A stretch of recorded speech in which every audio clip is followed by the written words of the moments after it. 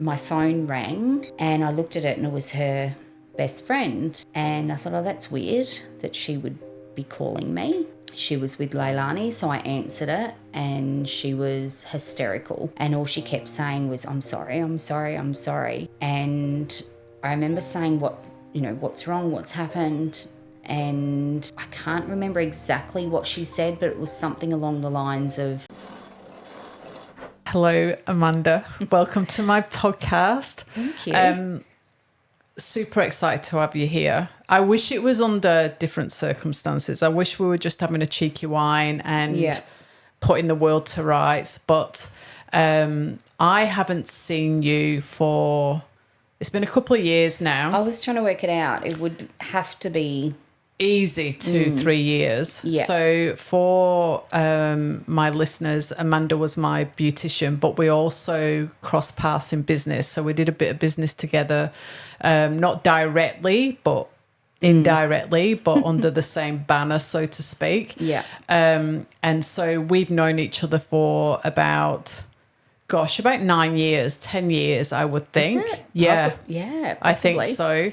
Yeah. And we just clicked. And we'd, you'd do my nails and my massage and everything else, and we'd workshop everything. And in those few hours, candles. And actually, Charlie, we were talking about our Christmas nails. We always had our Christmas nails, and Charlie had his little snowman. He still talks about his snowman on his nails. Really? Yeah, when he was like 3 or whatever. But yeah, so that's how long we've known each other. So Amanda is a mom of 4. Those ages are, 27. 28. 28 now. Crazy. 28 and married. Yeah, insane. Yeah. 28, 20, 18 and 13. Beautiful. Yeah. And so life for you is hectic. I have to, ever since I've known you, and again, let me paint a picture for my listeners because I know you'll kind of refrain from doing this, but you are one of the biggest, heartiest souls I've ever met. Like the first to put your hand up and help somebody who's going through hard times, and I've seen it first-handedly. You have been a foster mum for years and years and years. 13. 13 years. And can I say so, Sophie, who's your youngest, is now, you fostered her. Yeah. And now you have adopted Have her. guardianship. So well, as close as you can get, I guess, without adoption. So guardianship legally. So through there is the a courts. difference in that, is there? Yeah, so it's under it's called PCO, permanency care order. Yeah. Very hard to adopt foster kids in Queensland. I understand New South Wales is a bit easier, but what it means is I'm legally her guardian until she's 18. Yeah. So there's no child safety involved anymore. Amazing. She'll never, have to go anywhere else, which was the biggest thing for her. That's all she wanted. She wanted to know that there was no chance that she could ever be made to go anywhere else. So. And you've had Sophie since how old was 5 months? 5 months. But So I've you've known just her. been I was mum. there when she was born. Yeah. So I've known her a whole life, literally. And ironically, like a fun side of this, a humorous side of this, and Evie, my eldest, always says the same. She looks so much like you. She's the only one. I know, She's the only one how with blue crazy. eyes, blonde hair. Or her hair's gone dark now. I did see a photo of her the other day, and she looks a lot darker. They tend to, don't they? Yeah. But as a little, I mean, just... There was And no people one would ever say, questioned. "Oh, she's a double of you," didn't they? Yeah. So she's the only one that anyone really says looks like me. Yeah. Out of all my kids. Crazy. So, yeah. So she was meant to be, and she came into your world, as you said. You were there when she was born, and so a blessing for you and for her. Yeah. So let's just dive straight into the last 12 months. Let's go before the day of November the 11th. Is that right? Yeah. A few months, a couple of months before that day, how was life? hectic, I know. But Yeah, it was hectic. We were having to move house. Our lease was ending and they weren't renewing. They ended up selling the house. But yeah, it was. I was crazy, working, trying to find another place. Busy with kids, the usual. yeah. And yeah, And so Leilani, she was 17. 16, 16, almost 17. almost 17. Yeah. And that weekend when things unfolded, where was she? Like, had she gone? So I think it was the Wednesday, she said to me that a group of them wanted to go camping, Yeah. which, they had done previously Yeah. to different places, and they were going to a friend's farm. And So she this wanted is school to go. friends, right? Yeah, group of friends at school. I didn't have any issues with that. And, she was very trustworthy, always, pretty easy kid, so I didn't have any worries about it. Yeah. The night they drove up late on the Friday and it was raining, so I was quite concerned about them driving out there. They were driving out to Bow Desert, and yeah, I was worried about that. And I said, make sure you message me. She was always really good. Wherever she was, she'd always message me good night, let me know she was okay, whatever. So I said to her, make sure you message me when you get there, drive safe. How far away from home for you? That About an hour. An hour. Yeah. So that night she messaged me and said she was there, they got there safely, and then messaged me a bit later and said good night. Yeah. And so that was the Friday or the Saturday? The Friday night. So I was like, oh, she's there, she's safe, everything's fine. And breathe. Yeah. Yeah, pretty much. I was like, because I was worried about the drive. Yeah. She was on her learners. They were all either on their learners or just got their Ps, and, you do worry about them being on the road. Yeah. Yeah, so that was that night. Then the next morning I was up.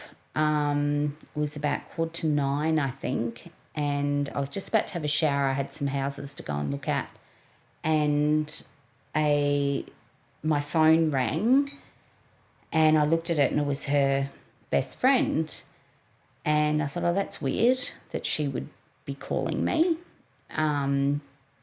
She was with Leilani, so I answered it, and she was hysterical. And all she kept saying was, I'm sorry, I'm sorry, I'm sorry. And I remember saying, what's wrong, what's happened?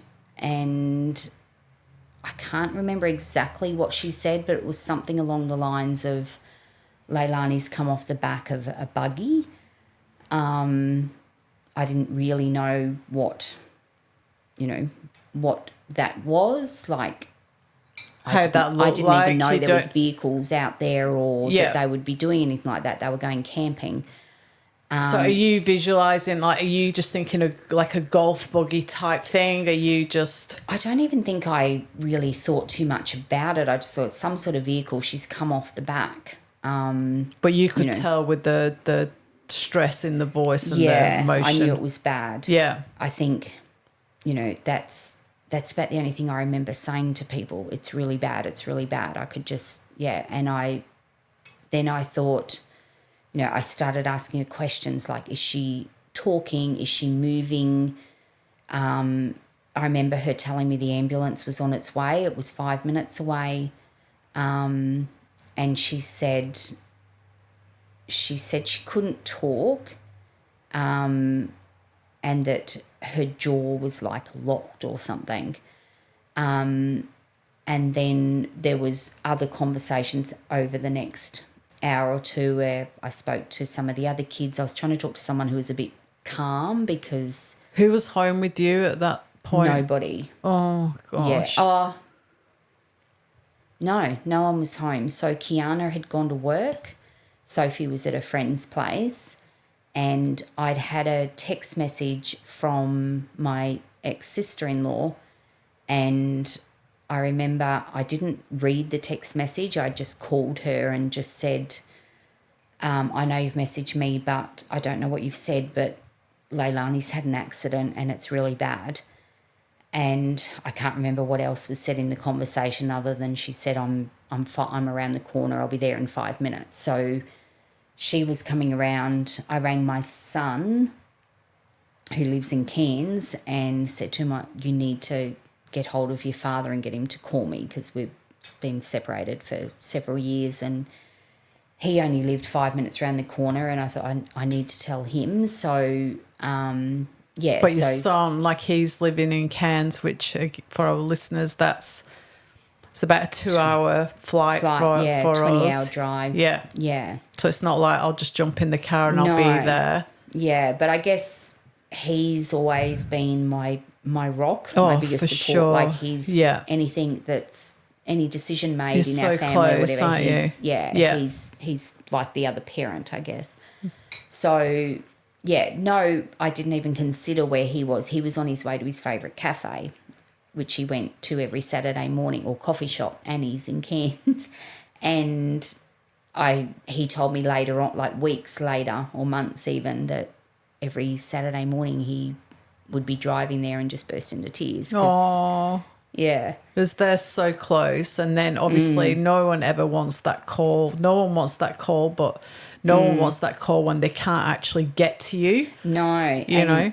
Ironically, they had a heap of people coming over that day for a pool party. Oh. So he had a lot going on at home, and then, you know, this happened, and obviously a lot of phone calls back and forth over the day with him, and his wife.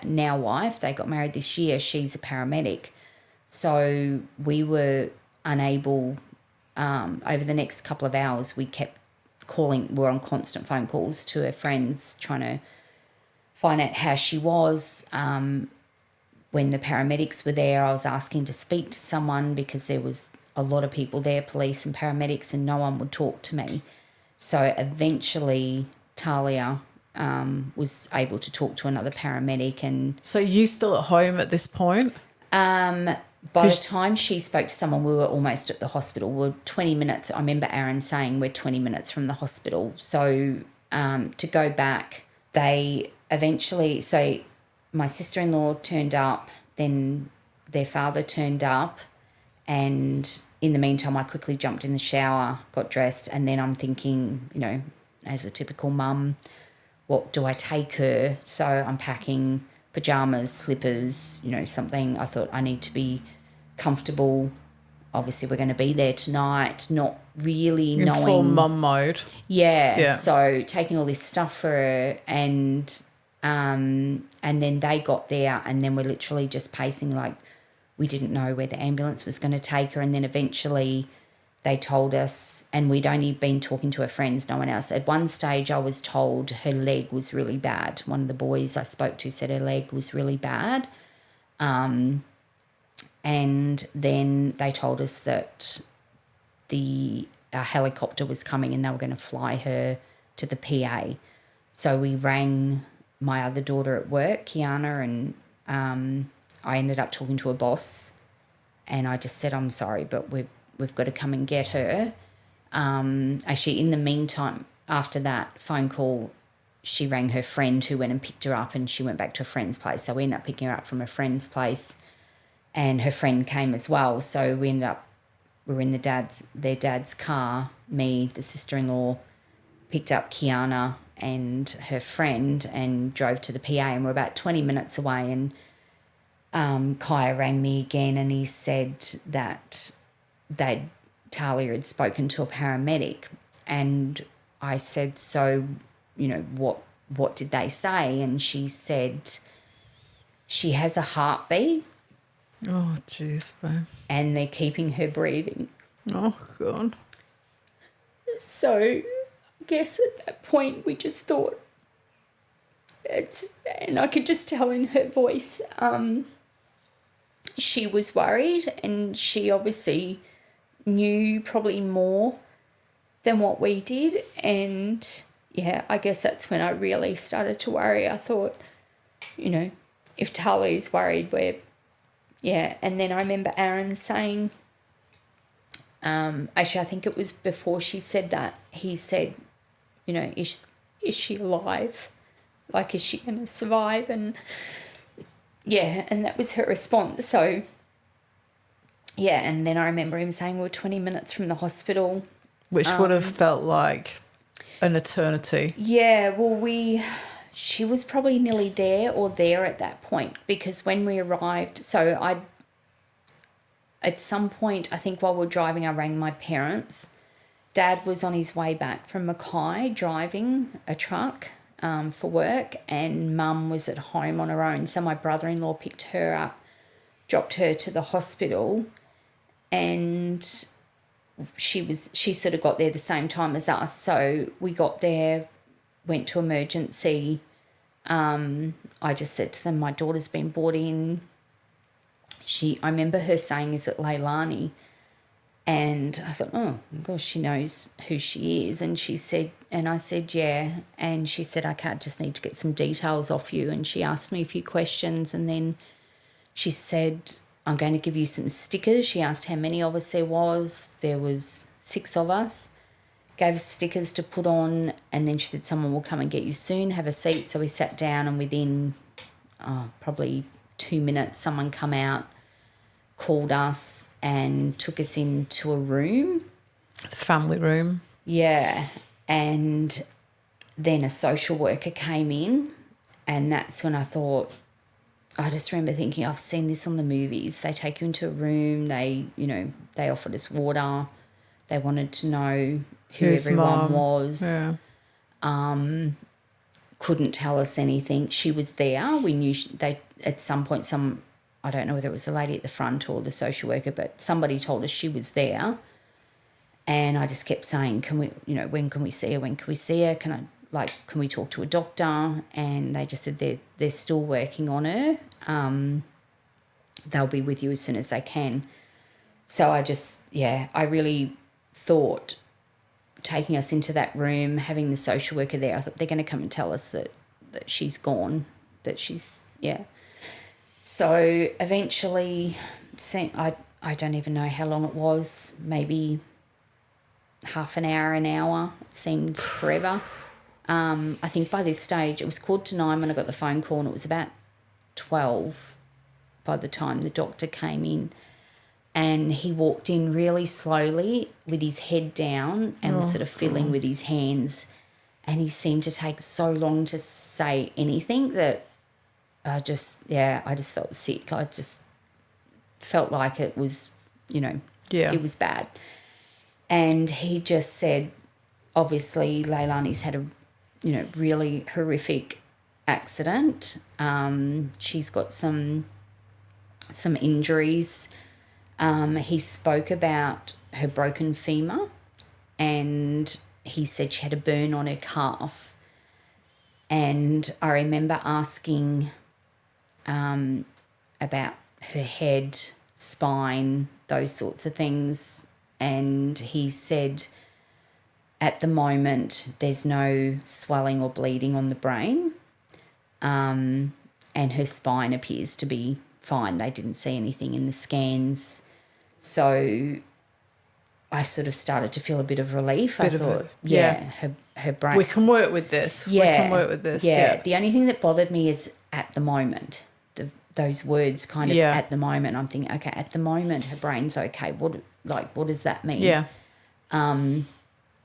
And he said, we're still monitoring that. Yeah. Well, he said they were still sort of prepping her, working on her, getting so that we could come and see her. And he said, just be prepared. She's on life support, so there's a lot of leads and whatever, which I'd expected. I knew that at some point we'd been told they put her on life support at the scene. The helicopter doctors did. So so we knew she was on life support. I was expecting all the leads, breathing tube, everything that comes with that. And then eventually someone came back, might have been a nurse, I'm not sure, and said that we could go in and see her just 2 at a time.